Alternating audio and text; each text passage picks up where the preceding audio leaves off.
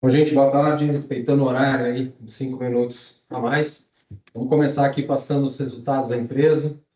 Vou começar aqui, Ricardo Bueno, falando pela N8. Temos aqui o Michel, o Bim e o Enzo, da equipe de análise de crédito também. Tá? Então, passando aqui pelos fundos de renda fixa, que hoje são os fundos que estão abertos aí nas plataformas, né, do BTG e agora da XP, N8 Capital Plus. Está subindo esse fundo para a plataforma. A gente tem aqui hoje, né, a distribuição, aproximadamente 20% do Capital Plus hoje está em caixa. A gente já acabou fazendo alguns investimentos aí nessas oscilações que tiveram nos últimos 2 meses. Né? O caixa estava um pouco acima, estava quase 25% em fevereiro.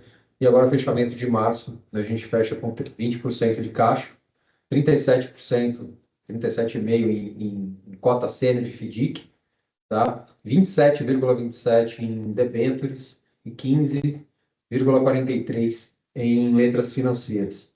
A gente tem uma posição, né, estrategicamente maior em títulos corporativos, e isso até é uma estratégia de fato. Né? A gente acredita que essa movimentação que teve de marcação ao mercado, né, já chegou nas debêntures e em breve pode chegar também nas letras financeiras. Esse fundo é um fundo D32, ele atingiu um PL de 412 milhões, né, vem crescendo bastante, o passivo já está bem pulverizado, né, nos distribuidores. A gente está no Itaú também, tá? Esqueci de comentar, a gente distribui no Itaú e em outras plataformas também. Tá? O fundo, né, no último mês rendeu 1,21, ou seja, 100% do CDI, até um pouco acima aí do que, bem acima do que renderam vários fundos de renda fixa do mercado. Acho que foi um bom resultado aí para o fundo entregar os 100% do CDI, versus o que a gente enxergou aí nos nossos peers, nos demais fundos de renda fixa, tá? Acredito que, obviamente, que a posição aí mais relevante em cotas sênior de FDIC ajudaram esse resultado. Né? Então, no ano, a gente está aí com 104% do CDI, né? E desde o início, 116% do CDI. Tá? O Yield, que é o nosso mais novo fundo, né? Ele hoje só está distribuído na plataforma do BTG. Aqui também a gente tem né, como ele é D9, ele tem uma participação em caixa um pouco maior, né? Tava em torno de 30, quase 35% no mês de fevereiro, a gente diminuiu um pouco, então hoje nós estamos com 29% dividido aí em CDBs, compromissados e títulos públicos, tá? Temos aí até 19, até 20%, né, em cota sênior de FDIC, então nós estamos com 19,48, bem ali no topo, né, para garantir um bom resultado aí também, né, uma boa diversificação. Né? A gente está falando aqui de um número elevado de FDICs, em torno de 20 a 25 FDICs que tem nessa carteira. Tá? Com relação às debêntures, também quase na mesma proporção do Capital Plus, a gente tem 30,45% em debêntures, também um pouco maior, mais alta a exposição em debêntures do que em letra financeira, que representa hoje 21,24%. Fundo D9, como eu falei, são PL muito parecido, inclusive o Capital Plus, já está com 415 milhões. É um fundo aí que está fazendo, passou de um ano aí de vida, né? A taxa dele é 0,70 com 10% do que excedeu o CDI. Mês passado, também, de acordo com a indústria, ele foi, né, apesar de estar abaixo do CDI, aí é 96% do CDI, também performou bem em relação aos nossos pares aí de mercado, né, que tiveram oscilações de mercado, e a gente teve um pouco menos aí no fechamento, até o fechamento do mês de março. Então, o fundo rendeu 1,16, né, e no ano ele está entregando aí 101% do CDI, e desde o início 104%. Né? A ideia desse fundo é entregar entre 103% e 105%, né? Então estamos bem alinhados aí com os resultados e o mandato do fundo. Aqui, falando da Previdência, né? Aqui a gente tem a Previdência que a gente montou na seguradora do BTG, né? A primeira aqui do lado esquerdo. Do meio é a posição do FIFE, que é o fundo mãe, fundo master, como a gente diz. E a gente tem à direita aí, a gente tem o fundo que foi feito na seguradora da XP. Tá? Também é um fundo que vem crescendo aí. Né? Ele tem 8 meses de vida hoje, né? Ele é o mais novo aí da empresa, tá? Da M8. E aqui, se a gente falar de carteira, a gente tem que falar da carteira do Master, né? Porque os outros são feeder. Se a gente colocar aqui no gráfico, a gente está falando hoje de uma posição em caixa aí, distribuída em CDBs e compromissados e títulos públicos de 28%, tá? Com relação às cotas sênior, você tem lá 24,21, a gente pode ir até 25% em cota sênior de FDIC, a gente está ali bem próximo disso. E aqui na estratégia também, né? Uma posição maior em debêntures, 30,78, né, e 17,27 em letras financeiras. Né? Então, seguindo a mesma estratégia no Capital Plus, do Yield e no Previdência, não muda muito, né? E cada um com as suas características diversificadas em relação aos FDICs. Né? Aqui a gente está falando de 25 FDICs, mais ou menos, a gente tem carteira. Tá? Como eu falei, o fundo D9 também, né? O PL de 873 milhões, hoje a gente cobra aí 0,5%, ou 6% de performance, né? E no mês a gente fez 1,24, ou seja, 103% do CDI, um excelente resultado para o mês de março também, né? O feeder, que é o do BTG, a gente fez 99% do CDI, tá? No ano, a gente entrega 102 no BTG, 106 no FIFE, né? E 102 na XP também. E desde o início, muda um pouquinho aí, porque cada fundo, né, acabou surgindo numa época diferente. Né? Então, o primeiro fundo, que foi o Previdência do BTG, a gente está, desde o início, rodando a 108% do CDI. Né? O FIFE, que a gente contou um pouquinho depois, que é o FUMASTER, rodando a 106% do CDI. E o XP, que é o mais jovem, rodando a 101% do CDI. Tá? Esse fundo, a ideia nossa é rodar entre 105% e 110% do CDI. Obviamente, com juros mais altos hoje, juros de 15%, né, a taxa Selic bem alta, a gente ainda, né, comparado com o CDI, não rende assim tanto, não parece que rende tanto assim para os investidores, né, mas uma taxa de 15%, né, já é excelente. Né? Então, tudo que você tiver um pouquinho a mais é muito bom. Aqui com relação às carteiras, né? Então a diversificação das carteiras, né? Hoje mais né? Seguimos aí no Capital Plus, que é o T32, fundo Top Fund do BTG também, né? Entrou na última semana no Top Fund de pós-fixado, renda fixa, né? Um fundo que carrega uma posição interessante em cota sênior de FDIC, lembrando sempre cota sênior, tá? Então, maior exposição em FDIC, e a segunda maior, né? Aqui eu acho que talvez o caixa está um pouquinho maior, né? Deveria estar para a esquerda aqui, mas se somar o financeiro, que são as letras financeiras com FDICs, né, dá quase 60%, 55% ali, talvez 58%, em intermediação financeira. Depois o caixa, né? E aí depois os dois principais ativos, dois principais classes ali de debêntures que a gente tem, segmentos, né, energia elétrica e saneamento. E depois a gente está bem pulverizado aí nos demais segmentos.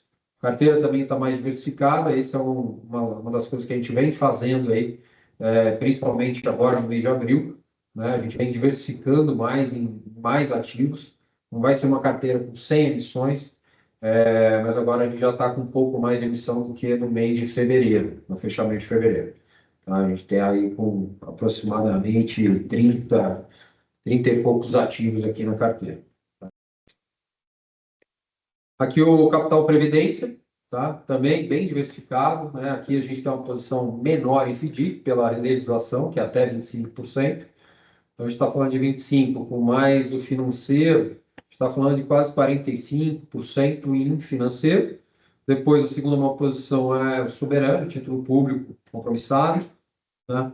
E depois vem aí também energia elétrica e saneamento como as principais e transporte e logística, ali na terceira posição ali nos títulos corporativos, e depois bem diversificado. A gente tem uma posiçãozinha, a gente foi fazendo uma posição ainda pequena, mas que já começa a ficar um pouco mais relevante, varejo, né, através da Arezzo, da ASA, tá? E Açaí, se não me engano, né? Tem Açaí aqui na posição? Tem. Então, tem essas duas empresas do varejo, depois o Michel comenta um pouco disso, qual é a nossa visão sobre isso, né? E depois o Shopping Center, né? A JHSF carrega essa posição, acho que é uma posição, né, importante aí para a empresa, uma diversificação de portfólio também, né? A JHSF é uma companhia que faz imobiliário, faz hotelaria, tem o business de restaurantes também, então assim, e o business de alto luxo, né? Que também é um business que oscila menos aí num país que tem vários ciclos aí de mercado.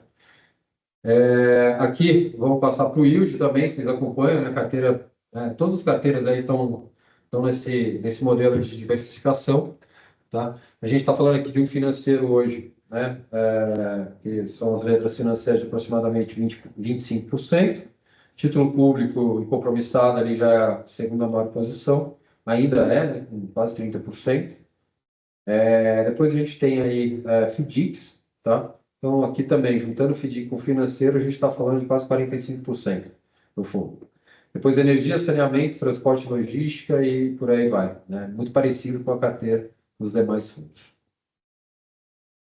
Aqui falando dos FDICs, né, que hoje os dois principais fundos da mesma estratégia, né, que compra a sua grande maioria cota sênior e um pedaço menor em mezanino, né, o Opportunities e o Advance, os dois fundos estão fechados, estamos aí com 639 milhões de Opportunities e 1,8 bi no Advance. Né. Com relação à carteira, a carteira bem parecida, né, com menos mezanino no Opportunities, né, com 9,75, caixa 14,60, e 75% em cota sênior. Enquanto que no Advance a gente aumentou um pouquinho a nossa exposição em mezanino, então a gente está com quase 16% em mezanino e 68%, por sua vez, em cota sênior, né? Quase uma diferença de 6% aí em relação ao Opportunities, tá? E com relação ao caixa também muito parecido, 15,12. Tá? Como a gente vem já mostrando para vocês nesse ano, a gente está com caixa um pouco mais elevado de fato, até por isso que a gente, um dos motivos da gente fechar o fundo e as emissões de cotas, que o Michel vai comentar, estão um pouco mais devagar aí. Esse primeiro trimestre foi bem devagar.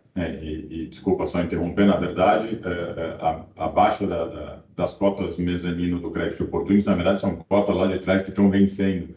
E a reposição está um pouco difícil. Não tem reposição. Exatamente. Então, é porque os FDICs estão alavancando menos, tá? Então, a gente está de olho no mercado para conseguir repor isso assim que possível. Bom, falando dessas duas estratégias, Opportunities e Advance, né, a gente tem aí 1,39 ao mês, né, no Opportunities e 1,37 de rendimento no Advance. Isso representa aí 115 com 113, né, respectivamente. E no ano, né, o Opportunities também rende 115 e o Advance rende 113. Lembrando, o Advance ele tem uma taxa de performance que o Opportunities não tem. Então, hoje, praticamente, essa diferença da performance, né, e também de emissões que a gente veio pegando ao longo dos últimos anos aqui, as emissões de cota sênior, de cota mezanino já vieram um pouco mais apertadas, né? Ou seja, um pouco menor. Né? A gente, lá atrás, a gente pegou na pandemia, ainda no Opportunity, CDI mais 4, 4,5, e hoje as cotas são CDI mais 3, com 3,5. Tá? Desde o início, né, o Opportunity roda 143% de CDI e o Advance 122%. Em relação ao Union Spread Strategy, que é um fundo, né, para investidor profissional, né, a gente tem aí, ele é o único fundo que está aberto ainda, somente no BTG, sob demanda, e na XP, no WS, Web Services, né? E ele é um fundo que, né, tem cota subordinada, né, de 16 FDICs nossos, tá? Hoje é uma posição de 30,05 em subordinada, desculpa, 32 em cota subordinada, cota mezanino é 30%, e a cota sênior que carrega hoje a maior exposição, então o fundo está até mais conservador em cota sênior, né, justamente para segurar um pouco, né, os balanços aí do mercado de crédito que o Michel vai comentar, né? Mas o fundo entregou muito bem, mês de março, 1,31, a gente considera como um excelente resultado, né? Apesar das PDDs que houveram aí, né, todas essas notícias que saem no jornal sobre a RJ, isso aqui, a gente vem escapando muito bem, né, desses problemas, né, mas o fundo rendeu aí 131 no ano, né, a gente está um pouco aquém do que a gente esperava, está rodando a 115%, tá?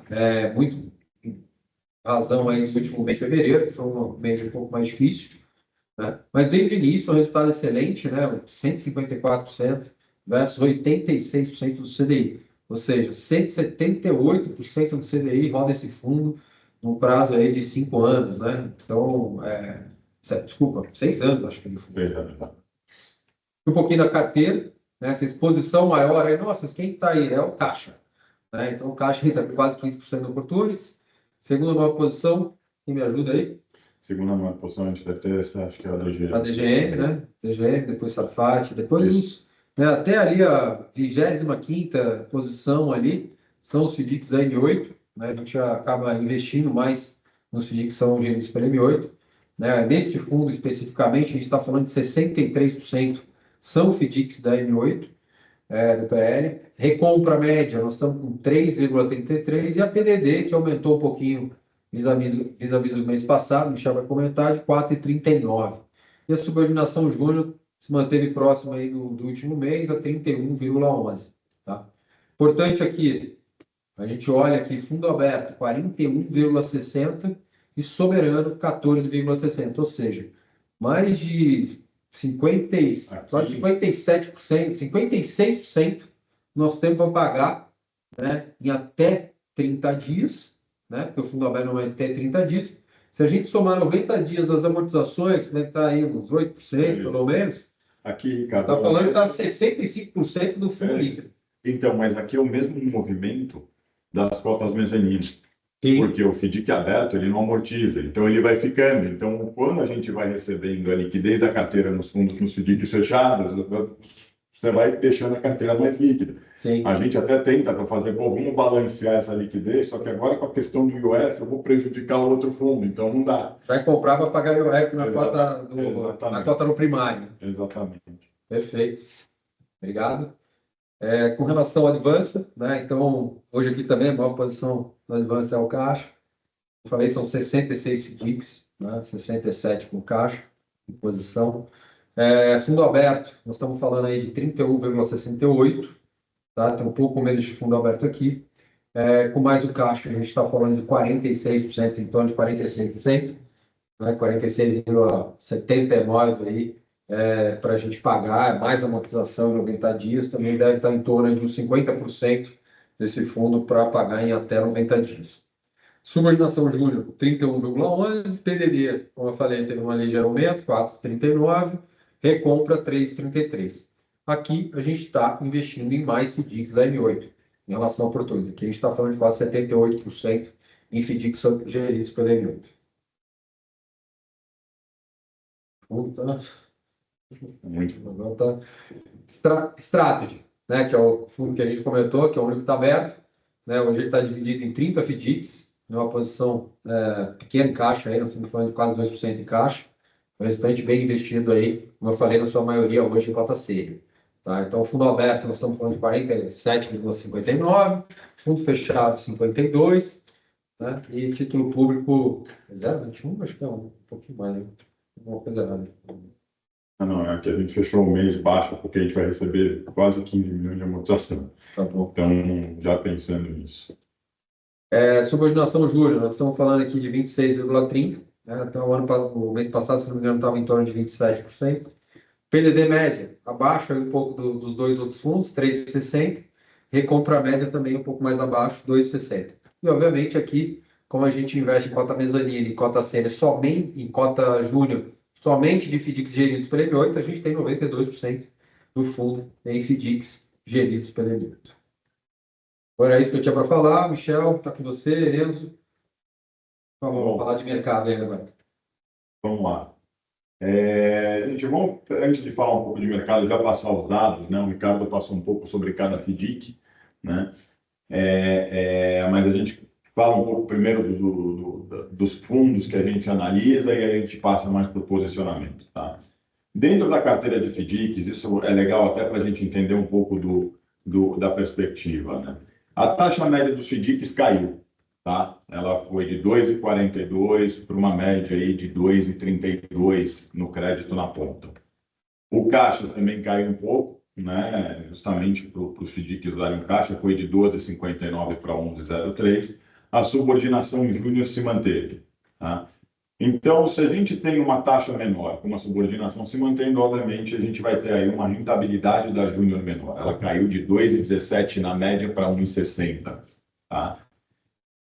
As PDDs de 4,04 a 4,23, o que também impactou dentro da rentabilidade da júnior, recompras de 2,90 para 3,13 na média, só que o prazo médio se manteve, né? O que a gente começa a enxergar daí no mercado de FDICs? O mesmo medo que o mercado inteiro está agora de crédito é o medo que os FDICs estão. Então, eles vão trabalhar o quê? Eles vão, obviamente, ter um aumento leve de PDD, que é baixo, até pelo que a gente está vendo no mercado, em como os high grades estão sendo afetados e etc. Né? Questão de combustível, e o mercado ainda está reagindo muito bem a isso. Só que quando você é um originador de crédito do FDIC que está na subordinada, obviamente que você não quer deixar o caixa parado, porque esse caixa ele tem um custo alto, mas você vai trabalhar com um pouco mais de qualidade no crédito e buscando mais oportunidades.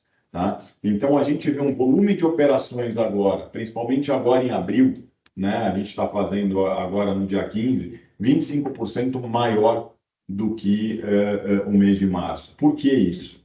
Né? Os FDICs resolveram entregar um pouco de taxa para trabalhar de forma mais segura e isso acaba impactando no resultado das contas júnior, mas é uma entrega de prêmio pela maior tranquilidade. Tá? Então, a gente vê muita operação com garantia e olhando para frente, né, em termos de oportunidade. A gente sabe, esse mercado é um mercado muito resiliente, você vai trabalhar nas duas pontas, numa ponta dando crédito com mais qualidade, na outra ponta resolvendo alguns problemas que ficaram no passado. Então, em cima de todo o trabalho que a gente faz junto com os originadores, a gente está enxergando que eles estão olhando muito mais para dentro de casa do que procurando coisas novas, né? Não estão deixando dar problema naquilo que existe. Então, a ginástica nesses momentos é complexa, mas também quem faz a ginástica bem feita no monitoramento e na recuperação é quem sai na frente a hora que o mercado volta ao normal. Então, para o mercado de FDICs, tá? Dois pontos muito importantes. Primeiro, a liquidez está gigante, então isso está atrapalhando na rentabilidade das novas emissões de sênior e na ponta investidora. Então, o que a gente estava trabalhando a 3, 3,5 hoje, já tem FDICs bons aí emitindo cota sênior a 1,75 e 2. Tá? Então, isso já começa a fazer com que os gestores, principalmente a gente que tem uma carteira de FDIC, não só fique mais seletivo, né? Como também realmente repense, que aquela história, poxa, que todo mundo pergunta, vai abrir o Opportunities, não vai? Fica difícil a gente pensar numa reabertura quando a gente está com o caixa alto e o prêmio de crédito está muito baixo, ele acaba não valendo a pena para ativos de crédito estruturado que são menos líquidos do que os high grades, né? Então, a gente ainda não enxerga um movimento de reabertura, tá? Outro ponto que leva a gente a ter até uma certa tranquilidade em enxergar que este aumento leve na PDD para 4,23, mesmo que esteja trabalhando de forma segura e seja um índice baixo, a média do mercado de multicedente e multisacado está acima de 8, tá? Na nossa carteira 4,23, a gente está numa carteira bastante conservadora, né? E mesmo que a gente tenha tido esse pequeno aumento, né? A gente enxerga que isso provavelmente vai cair, porque essa semana já saiu que o governo está estudando aí 60 bi de linha de FGI. E geralmente, quando o governo libera essa linha, como o crédito do FDICs é mais ágil, as empresas acabam alongando em cima do FGI e pagando os FDICs. Então, você aumenta a liquidez nos FDICs, principalmente de vencidos, reduzindo a PDD. Então, para o mercado de FDICs, a gente enxerga que sim, ele é um momento turbulento, como de todos os mercados que a gente está vendo, né, voltados para crédito. Porém, daqui para frente, a gente enxerga uma melhora nas operações e uma melhora até na qualidade de risco, tá? Justamente por conta dessas linhas de FGI. Tá? Na parte dos high grades, tá? Continuamos focado em curto prazo, olhando para oportunidades e crédito sempre em primeira linha. No mês passado, a gente falava que a gente gosta do setor financeiro e a gente estava olhando mais até para bancos, né? Oportunidades em bancos, apesar de que estava difícil comprar porque a taxa estava muito amassada. Hoje a gente já não tem mais essa prioridade. Por quê? Porque a marcação nas letras financeiras ainda não chegou, né? Ela deve vir aí. Então, é aquilo que o Ricardo estava passando no resultado, que a gente reduziu, inclusive, a posição bancária. justamente para não acabar levando no invertido, tá? Posição em caixa e títulos públicos alto, né? A gente vai trabalhar justamente buscando essas oportunidades, né? Trabalhando aqui com uma duration super baixa, então duration do Capital Plus em 254 dias, duration do prévio em 244 e duration do yield em 308, mesmo ele sendo aí mais pulverizado, tá? A gente está enxergando esse mês, né, desde o mês passado e esse mês aqui, com as incertezas de guerra, com as incertezas aqui no mercado doméstico em relação a crédito e justamente com essas notícias, né? Hoje a gente viu oncoclínicas, a gente viu todas essas que passaram, questão de BRB, etc., gerando uma insegurança no mercado. A gente vê uma abertura nos créditos, algo que a gente esperava aí há bastante tempo, né? A gente vê também, por conta da questão do mercado agro, principalmente voltado a alimentos, fertilizantes e combustível, né? Uma abertura e também uma incerteza em relação à questão da guerra, né? Então essas negociações e negocia, volta e etc. geram uma incerteza e acaba gerando sim uma volatilidade, né? Mas a gente ainda acha que tem um espaço aí para queda de juros, né? No curto prazo, né? E a liquidez para crédito continua muito forte, porque apesar da gente estar vendo esse movimento de bolsa esse mês aí batendo 200 mil pontos, esse patamar de otimismo em relação à Bolsa, o crédito ainda na sua taxa, a hora que essa volatilidade der uma acalmada, você ainda tem uma rentabilidade aí segura e sem sustos, né? Então, por mais que a Bolsa esteja aí num ramp-up forte, sempre tem aquela notícia de última hora que pode reverter. Então, a liquidez para crédito ainda continua forte. A gente vê, sim, uma mudança de característica no crédito, indo mais agora até para soberano, trabalhando fundos mais líquidos, mas é normal, dependendo da movimentação aí do mercado como um todo, né? Olhando para frente, continua a questão um pouco de incerteza, mas assim, o prognóstico ele é muito bom, né? Para quem vai trabalhar aí de forma conservadora na carteira, né? A gente tem visto aí, tem conversado muito aqui nos comitês de crédito, né? Em relação à mudança de perfil, né? Um exemplo disso é o que a gente fala aí da pequena e média empresa, que vai ter esse alento com a FGI, e principalmente porque um dos nossos FDICs, a família tem inclusive transportador, e a gente estava perguntando quando teve aquela questão da greve, né?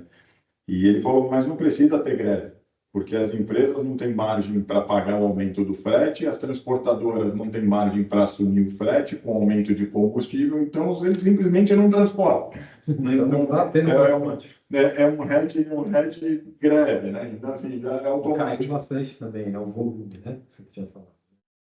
Transporte.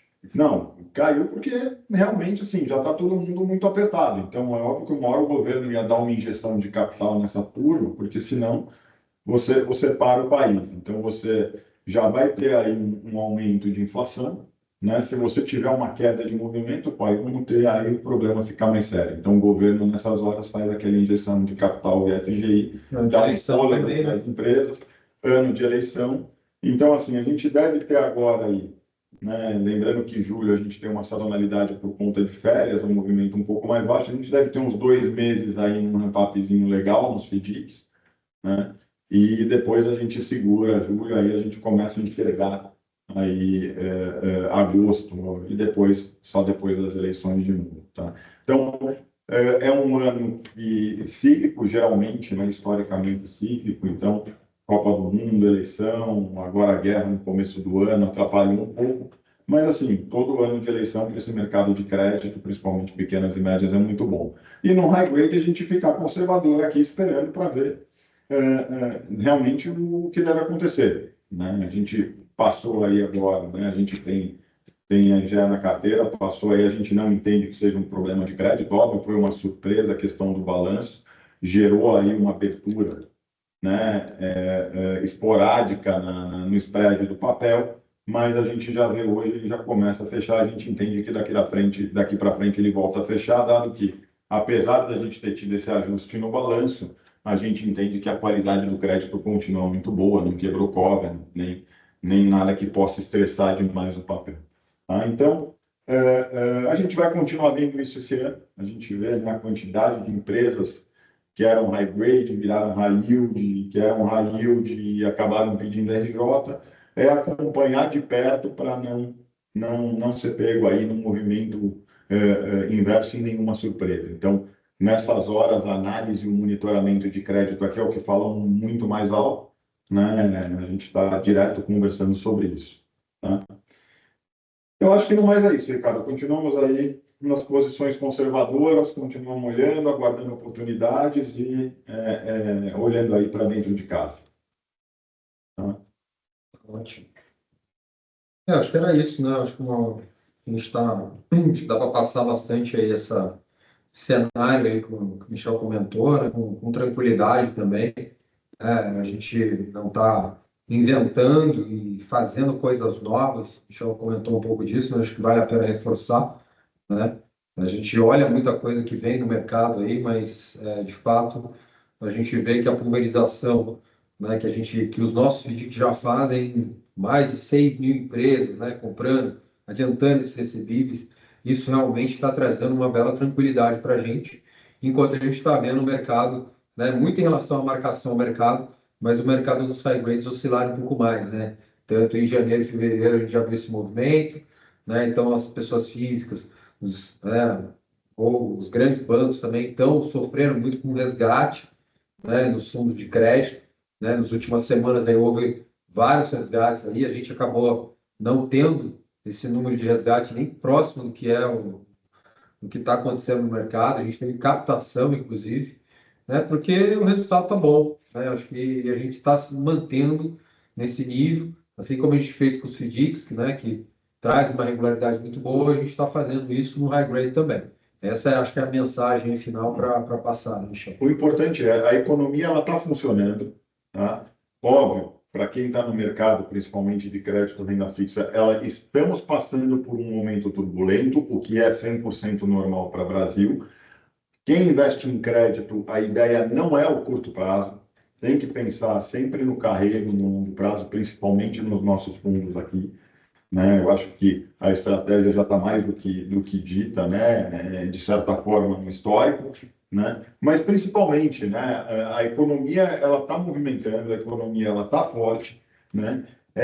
E a ideia é que vai passar, a turbulência vai passar, né? E a carteira preservada, as carteiras preservadas, conservadoras, vão passar também um pouquinho com menos turbulência do que a maior parte do mercado, mas que lá na frente a coisa vai andar super bem, vai ter muita oportunidade para a gente fazer. Então, assim, nesses momentos turbulentos, principalmente vindo do mercado de crédito estruturado, de FDICs, é que eu fico mais otimista, né? Então, acho que daqui para frente, no ano, na hora que parar um pouco a bagunça, acho que a coisa vai rodar super bem. Tá? Perfeito, gente. Bom, agradeço aí, obrigado.